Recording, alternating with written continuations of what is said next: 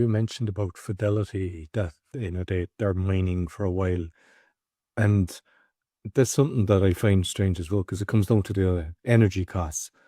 And I don't know, was it Iran? They've got so little because they've got so much resources, and I got different figures, but 5% of the Bitcoin mining is done there, and I wonder how they're able to do it on a level that's profitable when you're competing with somebody that has such low energy costs.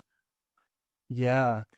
So if I heard you correctly, now what is that 5% source, Roy? Um, when I done the research, I was checking it. I can't remember, did I read a book or something like that? But it was saying that 5% was from Iran that was doing the mining. I don't have it. Oh, Iran. Yeah, Yeah. Iran. Yeah, Yeah. yeah. Because they were saying that they've got so much gas, so much oil, and everything that the energy cost is so low. Hence, why there's a lot of mining going there that's done there. And it's like, even if you look at anywhere else in the world, it's like wherever electricity is a lot cheaper, how can you be competitive?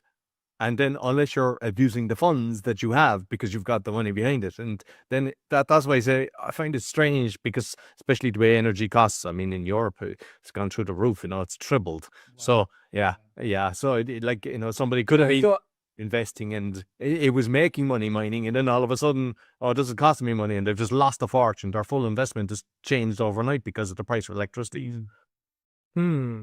Yeah, I think with Iran that I can't really speak for that, but I certainly have listened to podcasts, and heard that it's to the cheapest alternative. So if it's nuclear, if it's solar, if it's wind, they're going to the boondocks of Africa. China banned the miners, and they came over here to Texas in the United States.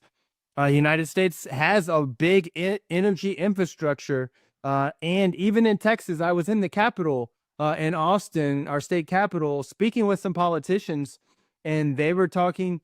It's a big hubbub about these big wind, panels. People don't want them in their backyards because then they break down, and then they're all trashed out. So yes, we want Bitcoin. Yes, we want, decentralized, transparent, scarce money, and scalable, and, that on the blockchain. But we also have to be environmentally conscious. So it's not a black or white issue. It's a discussion issue. And so I think it's actually helpful for populations, maybe, we describe them to say third world countries or whatever, that if they can take advantage of, cheaper, scarce energy, it could be helpful for mining. But what generally happens is the people with the most capital are able to deploy that and invest, and then and then they give a little pittances to the people who are their inhabitants. I don't want to use the term natives, even that's kind of a culturally loaded term. So yeah, we do see systematic equality. I think that's one of the big themes of our discussion, right? And it's really helping me as an American just to see how much our capitalistic system influences the warp and woof of our life, man. The energy issue. Now, on the converse, you often hear, what do people say? Oh, cryptocurrency or Bitcoin, it takes too much energy. Well, I just instantly rebuttal. Well, how much do all the banks with all the lights and all the air conditioner and JP Morgan and Bank of America and BlackRock and all their offices in New York, and their fancy artwork and paintings, how much did all that cost to put it on the wall and hire people?